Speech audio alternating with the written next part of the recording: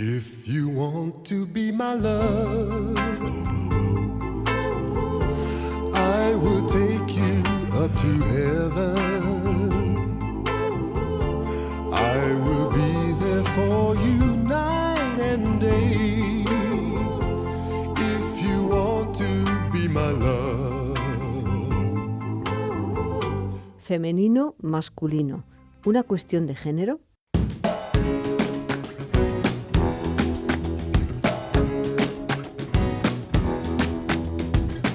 En la UNED, en uno de los seminarios presenciales del programa de doctorado Diversidad, Subjetividad y Socialización, Estudios de Antropología Social, Historia de la Psicología y de la Educación, tuvimos ocasión de escuchar a algunos de los jóvenes investigadores que están realizando sus tesis doctorales en el marco de este programa de doctorado de la UNED.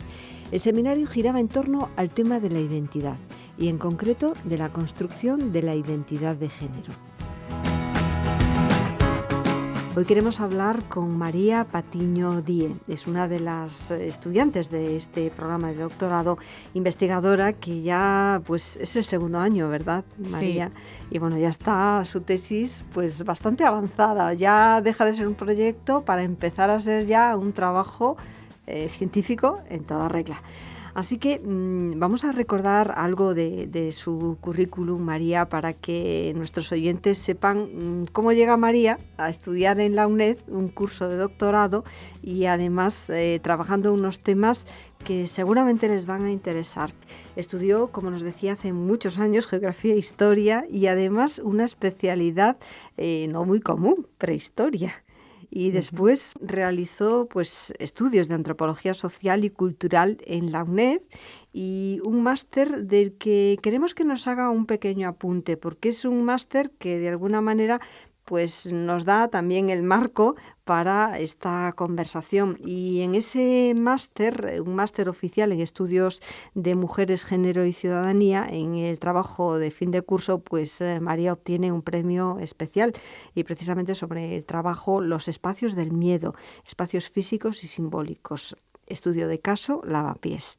Bueno, sí, el máster, que es un máster organizado por el Instituto Interuniversitario de Estudios de Mujeres y Género y organizado por la Universidad de Barcelona, es un máster interdisciplinar en el que participan diversas universidades de toda Cataluña. Gran parte de las asignaturas se imparten en catalán, no todas, algunas también en castellano. Y bueno, dan facilidad también en este sentido para que pueda acceder mucha gente que también viene de fuera y que está interesada en este máster. Y cuando yo lo inicié, pues había 3 itinerarios posibles. Yo me especialicé en el de teoría crítica, que es el más teórico, digamos. Y bueno, pues desde ahí me parecía interesante porque aunque yo soy licenciada en Antropología Social y Cultural, me parecía que era importante acercarse a otros estudios de las mujeres, del género, de la sexualidad, desde diferentes vías y teorías críticas, ¿no? Le preguntaba por el máster porque son relativamente recientes este tipo de cursos y sobre todo de cursos oficiales de másteres universitarios en estudios vinculados con los estudios de género e igualdad. Y ya sí que vamos a hablar de su trabajo de investigación porque, bueno, nos avanzó en ese seminario, pondremos un enlace porque en Canal UNED tenemos esa presentación, pero me gustaría contextualizar un poco el trabajo que está realizando para su tesis doctoral. Bueno, en esta exposición que hice del seminario se me pedía sobre todo que hablara sobre cómo se construye la identidad de género, pero en mi trabajo de investigación, digamos que esto es una parte, trabajo sobre las relaciones de poder generizadas y la posición que ocupan las mujeres dentro de estas relaciones de poder. Una posición que es cuestionada por diferentes discursos y acciones de las propias mujeres y algunas de estas acciones y herramientas pues son las que estoy estudiando, sobre todo la autodefensa, que según los contextos pues se denomina defensa personal, autodefensa feminista o autodefensa femenina, y también programas de adiestramiento de perros para defensa para mujeres que han sufrido violencia por parte de sus parejas. Entonces, desde ahí, pues bueno, el problema que quiero responder en la investigación es si estas prácticas y discursos contribuyen a redefinir las relaciones de género y en qué contextos en el caso de que lo hagan. tanto a nivel individual como colectivo, y analizar si inciden en que las mujeres se replanteen sus posiciones o si, por el contrario, estas estrategias y recursos que las mujeres ponen en acción se continúan reproduciendo las relaciones de poder intergenéricas. En último caso, pues saber en qué contextos se producen estas relaciones de poder y cómo funcionan, ¿no?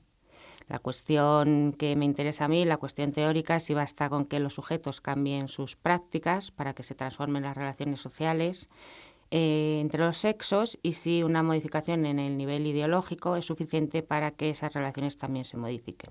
Y el premio este que antes mencionábamos por ese trabajo de investigación, un trabajo además que presentó también a otras convocatorias y también ha tenido menciones especiales.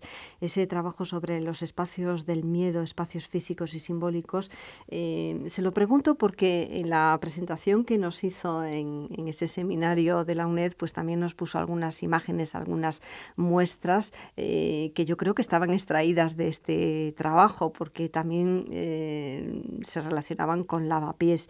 Me gustaría, ya que estamos grabando en los estudios de la UNED en Madrid, que nos hablase un poquito de este trabajo.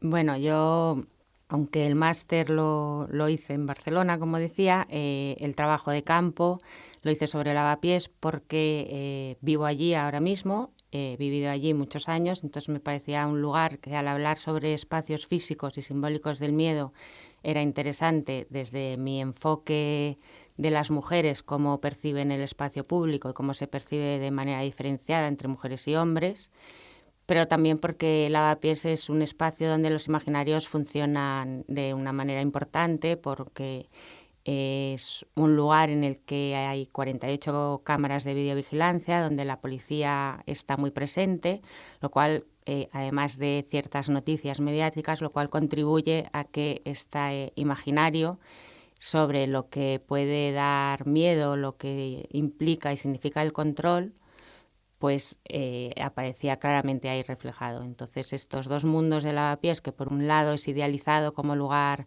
intercultural donde conviven muchas culturas, pero que por otro lado esa misma imagen de, sobre todo hombres inmigrantes, dan imagen de peligrosidad al barrio, pues me parecía interesante traerlo desde el punto de vista de las mujeres. Entonces, pues bueno, desde ahí pues hice una investigación, un trabajo de campo, entrevistando a diversas mujeres, tanto aquellas que vivían en lavapiés como a otras que lo frecuentaban, y bueno, construí el trabajo desde ahí. La verdad es que son trabajos muy interesantes y estamos deseando además que vayan avanzando en esas tesis, porque la nueva perspectiva del doctorado pues nos permite también que las personas que están realizando esos trabajos pues vayan también realizando pues artículos, comunicaciones, participen en congresos y bueno pues que toda la comunidad sea partícipe de esos avances y de esa construcción del conocimiento. Y en aquel seminario pues digamos que el tema central era la construcción de la identidad, y en concreto la construcción de la identidad de género. Entonces, entrando ya en ese tema, María, me gustaría que nos hablase de qué es lo que influye en esa construcción. Bueno, yo trataba el género como categoría de análisis porque me parece importante tomarlo desde ahí, ya que el género tiene mucho que ver con las normas y los mandatos sociales, define elaboraciones socioculturales que no son innatas, sino que son construidas. Y aunque ha variado en el tiempo, sigue designando dos modelos dicotómicos y naturalizados en que las personas nos movemos en función del cuerpo que habitamos. Genera identidad, al fin y al cabo, ¿no? Entonces, es importante decir que el género también se interrelaciona con otras categorías, como puede ser la raza, la etnia, la clase, la sexualidad. Por eso no podemos perder de vista especificidades al hablar del género, ni pensar en una definición de la mujer en singular o el hombre en un sentido idealizado, ya que la conciencia de ser mujer o de ser hombre es relativa a contextos socioculturales y políticos particulares, frente a los cuales, y esto me parece interesante, cada cual puede asumir una actitud de identificación política distinta, lo cual quiere decir que el hecho de que sea algo construido no significa que no pueda ser modificado, puede ser cambiado, ¿no?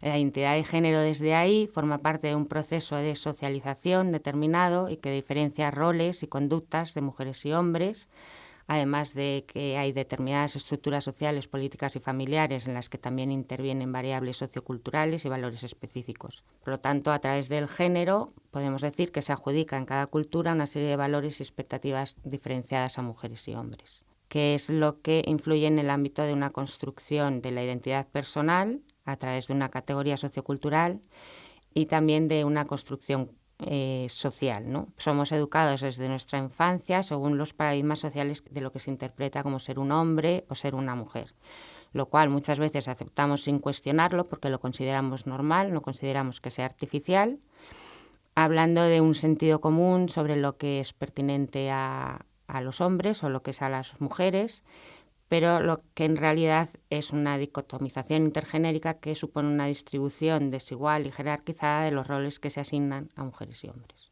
En este sentido es importante pensar el papel de los roles de género, porque hace referencia a las actividades, comportamientos, tareas o trabajos que cada cultura asigna a cada sexo, lo cual hace que se califiquen ciertas actividades como masculinas, otras como femeninas o neutras y que dependen de la socialización. María, desde la perspectiva de la que está trabajando, esa revisión de la subjetividad femenina heteropatriarcal, ¿qué elementos condicionan la construcción de la identidad de género? Nos ha hablado ya de lo que influye, pero realmente, ¿cuáles serían los que realmente condicionan esa construcción? Bueno, hay que pensar al hablar de identidad que esta tiene que ser entendida desde sus dimensiones psicosociales en las que existe una relación individual pero también social. Desde el punto de vista individual se puede entender como un proceso íntimo de representaciones, referencias en la interrelación con otros y otras, que se concibe y actúa consigo mismo y con las otras personas, y también en el plano colectivo, que son referencias que rigen la interrelación de las y los integrantes de la sociedad o de grupos diferenciados. En el caso de la identidad genérica, es un proceso que se elabora a partir de definiciones sociales recibidas, pero también de las autodefiniciones de los sujetos. Entonces, desde ahí, la imagen que las personas, de manera más o menos consciente, proyectan en el ámbito social en relación con la ideología de género dominante es importante a la hora de tener en cuenta la adecuación, transgresión o interiorización de los valores hegemónicos. Desde ahí, la socialización y la educación mediante los roles y estereotipos de género es esencial a la hora de pensar cómo se condiciona esta identidad de género, ya que los estereotipos son construcciones sociales que forman parte del mundo de lo simbólico y su objetivo es que parezca perfectamente natural que los hombres estaban mejor dotados para unas acciones o unos roles y las mujeres para otros. Estereotipos que se refuerzan a través de una socialización temprana, de una internalización por repetición, de interiorizar todo un universo simbólico que comienza con la familia, se continúa en la escuela y a través de los grupos mediáticos, ¿no? Me va a permitir una pregunta.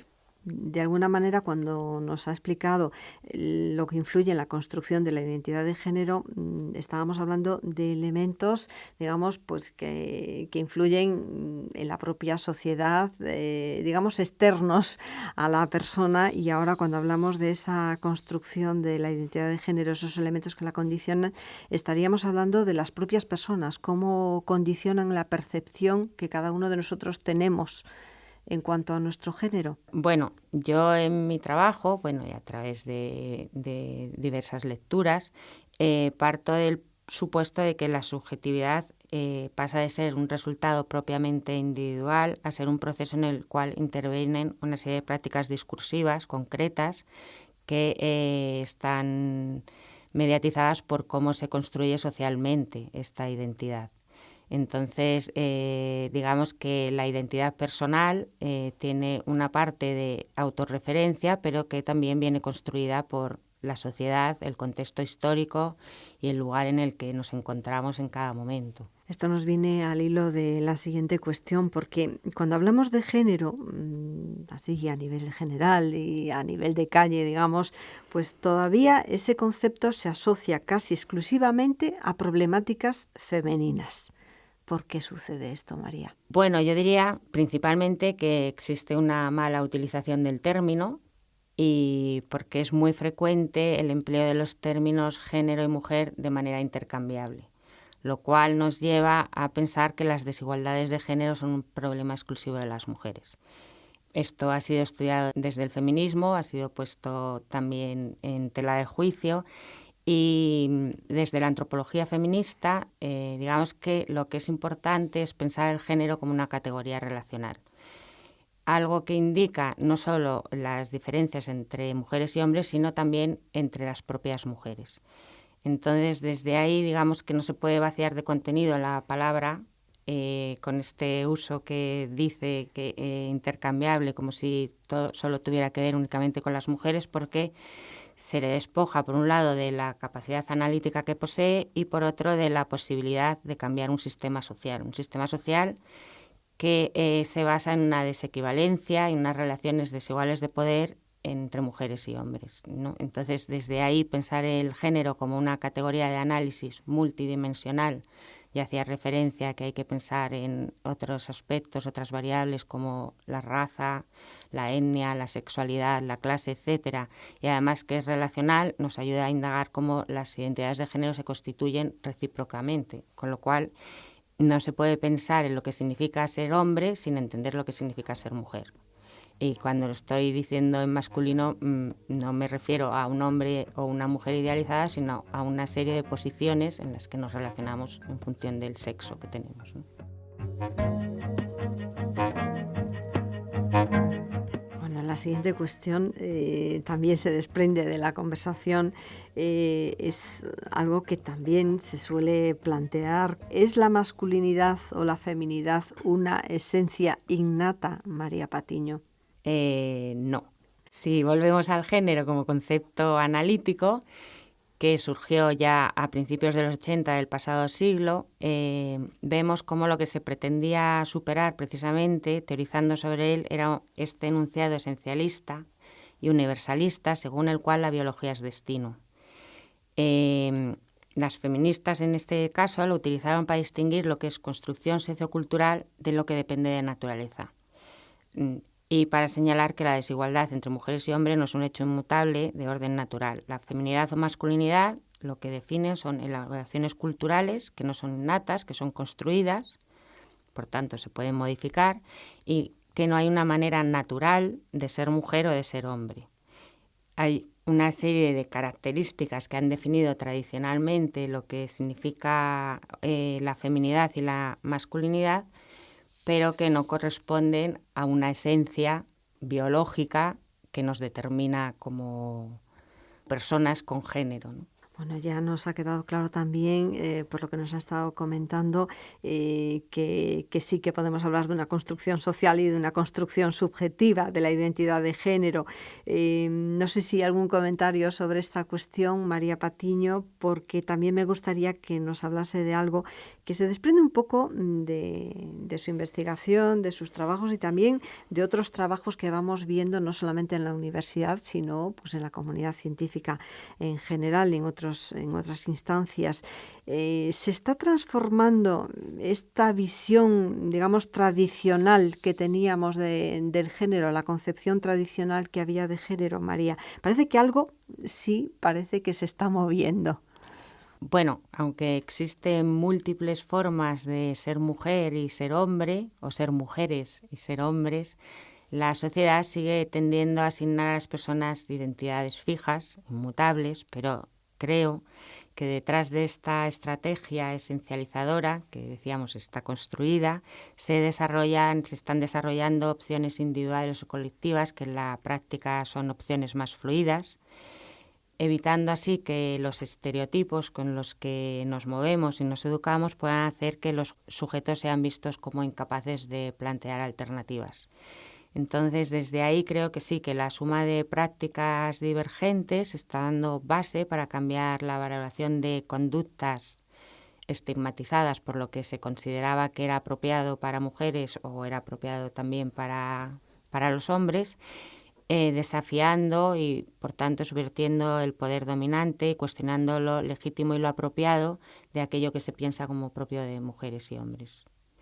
En ciertos contextos, aunque creo que todavía no se puede generalizar, estos sentidos comunes y conocimientos prácticos heredados sobre lo que es apropiado sí se están sometiendo a una reevaluación crítica. Y en mi caso, en el caso que yo estoy estudiando, digamos que este posicionamiento de algunas mujeres que deciden hacerse cargo de sus propias vidas, que no quieren depender de la tutela del Estado, de los hombres, para sentirse seguras, pues sería un ejemplo de ello, ¿no? Bueno, y también hay hombres que de alguna manera están transformando esa tradicional idea de masculinidad que teníamos.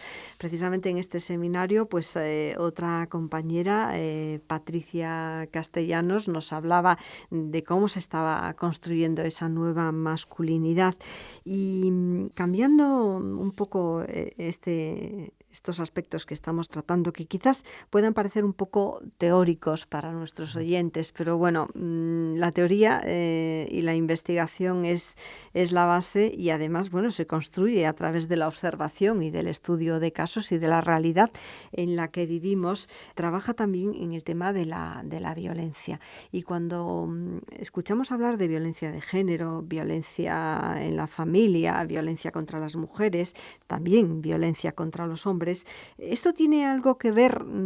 Bueno, me imagino que sí, pero tengo que hacerle la pregunta. Con esa tradicional idea que hemos ido construyendo entre todos de lo que es atributo del hombre y lo que es atributo de la mujer.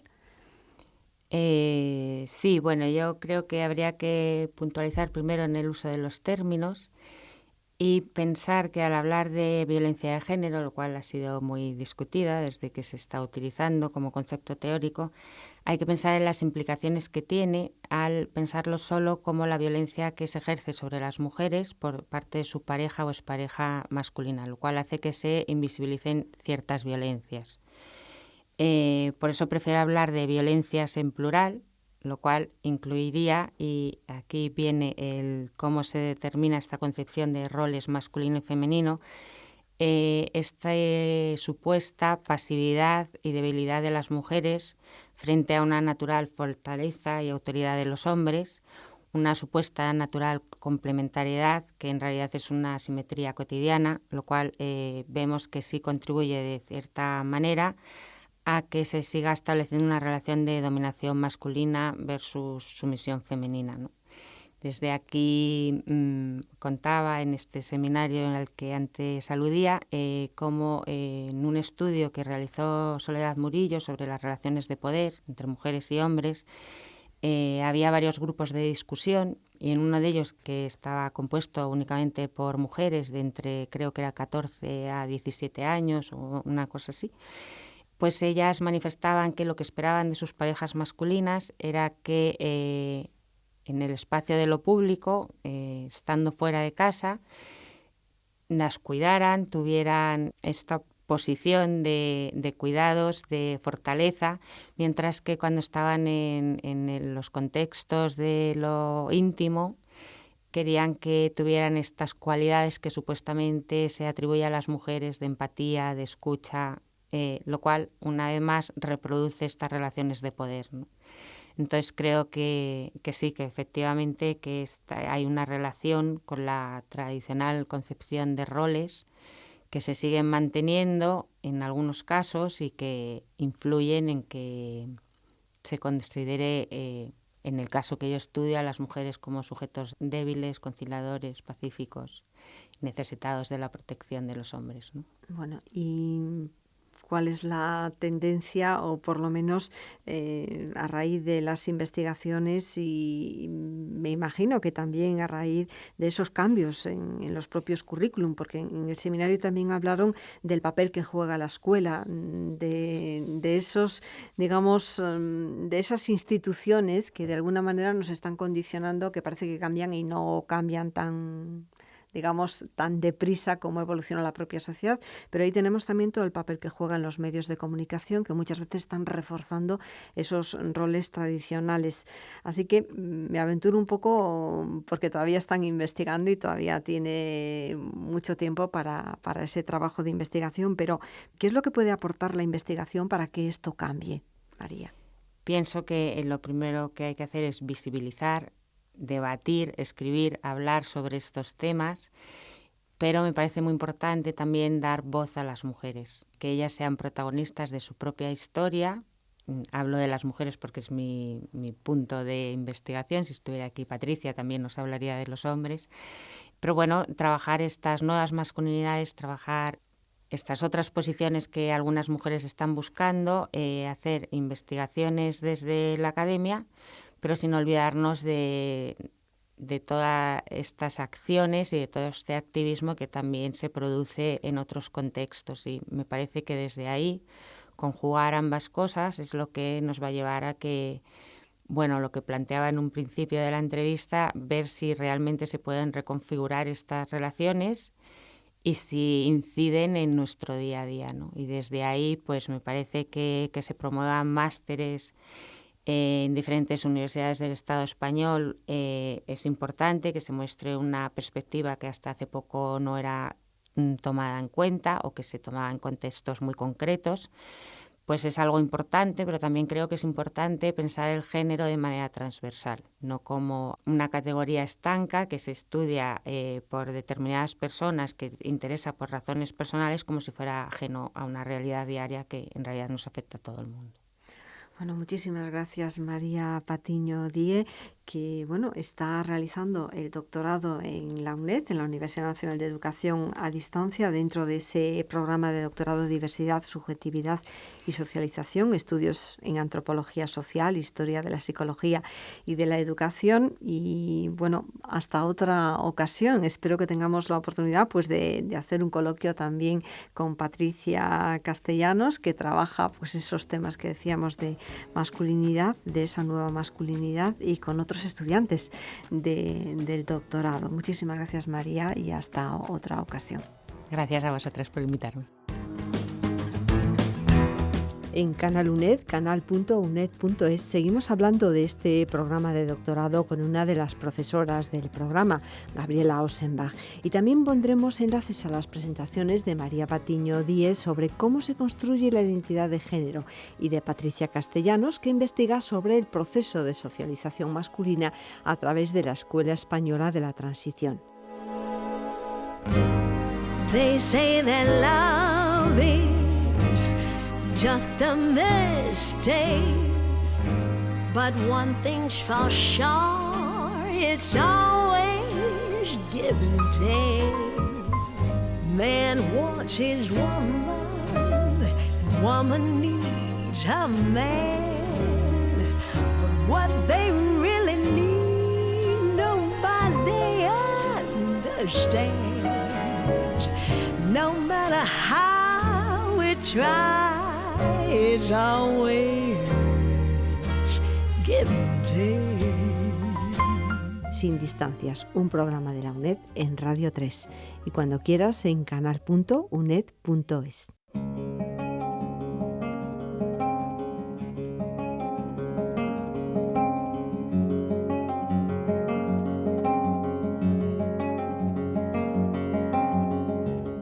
Hablamos con la profesora Gabriela Ossenbach de la Facultad de Educación. Ella es catedrática de Historia de la Educación Contemporánea y además la directora del Centro de Investigación MANES, de investigación en manuales escolares. Muy buenos días, Gabriela. Buenos días. Bueno, acabamos de asistir hace muy pocas fechas a uno de los seminarios presenciales del programa de doctorado en el que participa. Ha cambiado mucho toda la filosofía y la forma de entender el doctorado, no solamente para los profesores, sino particularmente para los estudiantes. Me gustaría que nos hablase un poco de ese programa de doctorado de Diversidad, Subjetividad y Socialización, estudios en antropología social, historia de la psicología y de la educación. Uno de los programas, digamos, más novedosos dentro de los que se ofrecen en el marco de la Escuela de Doctorado de la UNED. Sí, todo este nuevo cambio en los estudios de doctorado, precisamente lo que acabas de mencionar, escuela de doctorado. Ahora los programas de doctorado dependen de la escuela de doctorado y no individualmente de las facultades, aunque los programas surgieron, digamos, la idea de los programas y la estructura de los programas surgieron de las facultades, dependen ahora de la escuela de doctorado. Este programa de doctorado es el único de carácter interfacultativo que hay en la UNED, y en ese sentido pues sí que es una experiencia novedosa y es un paso adelante que a veces no es fácil porque hay que romper tradiciones incluso burocráticas, ¿no?, del funcionamiento de la universidad, pero es una de las cuestiones a las que el nuevo decreto de doctorado que rige estos nuevos estudios de doctorado animaban, es decir, a la interdisciplinariedad, a la colaboración, incluso a los trabajos interuniversitarios. Esto no siempre es fácil y para nosotros, no solamente para los estudiantes, sino para los profesores, está siendo un reto muy interesante porque nos hemos juntado profesores de la Facultad de Educación, de la Facultad de Psicología y de la Facultad de Filosofía en la sección de Antropología Social y Cultural. ¿Qué es lo que nos une? Nos une básicamente pues un enfoque, un giro hacia los estudios culturales que se ha producido tanto en la historia de la psicología como en la historia de la educación. Nos hemos acercado mucho a cuestiones de tipo antropológico o a los métodos etnográficos de la antropología para hacer historia de la educación e historia de la psicología. Y bueno, es muy interesante porque estamos intentando no solamente que los alumnos se muevan en este campo, digamos, interdisciplinar, sino también romper esquemas que los propios profesores tenemos o los propios investigadores de movernos solo entre nuestros círculos, digamos, y que ampliemos nuestros círculos, digamos, de discusión, de difusión de nuestros trabajos entre profesores de distintas áreas. Quiero decir que es una experiencia que creo que está siendo muy buena, es un lugar de encuentro muy enriquecedor para todos nosotros. Y caminamos un poco de la mano de los alumnos, ellos lo saben, que esto es todo como un experimento. Y entonces, bueno, intentamos con estos seminarios que tenemos, porque los estudiantes ahora, en este nuevo programa de doctorado, no tienen cursos reglados. El doctorado consiste básicamente en hacer una tesis doctoral y que en el proceso en el que se está haciendo la tesis doctoral, los alumnos vayan haciendo actividades. Hay algunas actividades que son generales para todos los estudiantes y otras actividades que hace un estudiante para su tesis en particular, como puede ser presentar una comunicación en un congreso, hacer un pequeño articulito, algunas cosas, digamos, que son muy específicas de cada tesis, pero luego hay actividades comunes. Entonces, nosotros estamos planteando como actividades comunes este año el que los alumnos que ya están en el segundo año de doctorado presenten ya los primeros avances de sus tesis ante todos los profesores, que reciban entonces observaciones desde todos los campos, desde la historia de la educación, desde la historia de la psicología, desde la antropología, a lo que están trabajando, y a su vez que los alumnos de primero, que apenas están empezando a preparar sus proyectos, vayan viendo cuáles son los problemas de la investigación. Y entonces son unos campos muy interesantes de interacción y de discusión, muy interesantes. Pues sí. Le agradezco estos apuntes. Sí. Gabriela Ossenbach, la profesora Ossenbach, coordina una de las líneas de investigación de este programa de doctorado que dirige y coordina el profesor Honorio Velasco. ¿Es así, profesora? Sí, este programa lo coordina el catedrático de Antropología Social y Cultural, Honorio Velasco. En realidad la mayoría de los profesores del programa son de antropología, porque ellos son más profesores que los que somos profesores de historia de la educación y historia de la psicología. Entonces tenemos 5 líneas de investigación. Es memoria, patrimonio y derechos culturales. La segunda es etnicidad, etnopolítica y desarrollo. La tercera es metropolización y cambio cultural en sociedades contemporáneas. La cuarta es historia y etnografía de la educación y de la escuela, que es la que yo coordino, y aspectos históricos y culturales de la psicología, que es la aportación de historia a la psicología. Quizás es importante decir que en ese sentido la Facultad de Educación tiene 2 ofertas de programas de doctorado, porque la Facultad de Educación ofrece un programa de doctorado en educación, pero este programa interfacultativo es también una oferta para estudiantes del campo de la educación, básicamente los que están más enfocados hacia la historia de la educación, pero no necesariamente. También estudios de temas más actuales que tengan que ver con estudios culturales caben aquí también. Bueno, pues volveremos a hablar más adelante Seguro. de este programa de doctorado y expresamente además me gustaría de esa línea de investigación que coordina dentro del programa, porque es un poco nuestro tema desde la Sí. educación, historia y etnografía de la educación y de la escuela. Muchísimas gracias, Gabriela Ossenbach, que como decíamos, pues es además la directora del Centro de Investigación MANES, un centro de investigación en manuales escolares y también un centro pues interdisciplinar y vamos a decir también interfacultativo, porque colaboran otras muchas instituciones. Gabriela Ossenbach es catedrática de Historia de la Educación Contemporánea. Muy buenos días y muchas gracias. Gracias, hasta luego.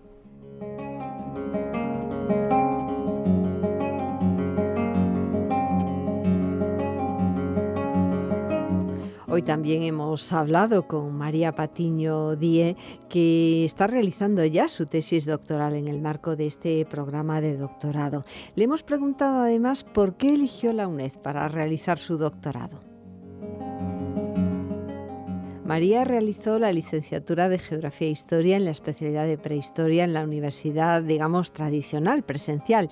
También realizó un curso sobre arqueología y mujeres en el Centro de Enseñanzas Virtuales de la Universidad de Granada. El grado de Antropología Social y Cultural en la UNED, el máster que antes comentábamos en la Universidad de Barcelona en Estudios de Mujeres, Género y Ciudadanía en modalidad presencial. Cuando estudié Antropología Social y Cultural en la UNED, que yo estaba en Barcelona, pero lo que hacía profesionalmente era excavaciones arqueológicas, porque soy prehistoriadora, entonces me pareció que para mí era muy interesante poder estudiar y compaginarlo con otras actividades profesionales.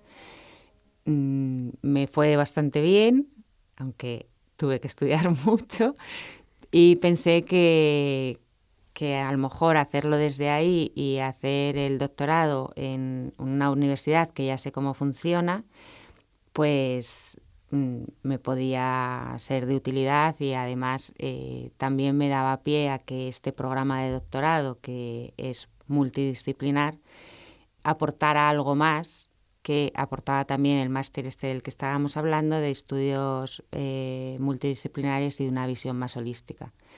Además de todas las ventajas que tiene, estudiar con una universidad a distancia, ¿no? Bueno, ¿y no se echa de menos el compartir con otros estudiantes, el compartir en el aula? Sí, se echa de menos, pero bueno, desde el Departamento de Antropología Social y Cultural se organizan una serie de seminarios a los que intento acudir regularmente. También se promueven otra serie de actividades, como ha sido el seminario en el que participé sobre identidad.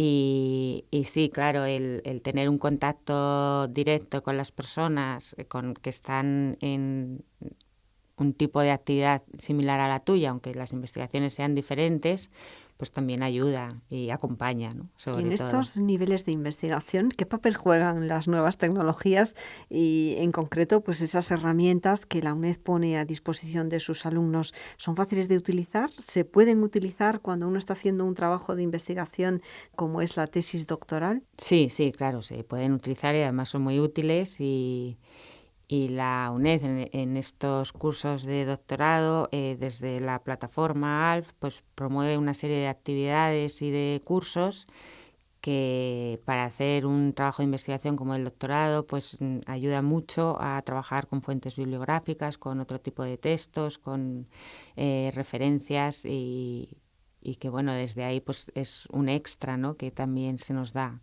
Bueno, pues muchísimas gracias, María Patiño Die, en este caso estudiante de la UNED, podemos decir, aunque ya investigadora en la Universidad Nacional de Educación a Distancia en ese marco del programa de doctorado de Diversidad, Subjetividad y Socialización, estudios en Antropología Social, Historia de la Psicología y de la Educación. Muchas gracias, hasta pronto. Sin distancias, un programa de la UNED en Radio 3 y cuando quieras en Canal UNED, canal.uned.es, con enlaces de interés sobre los temas propuestos.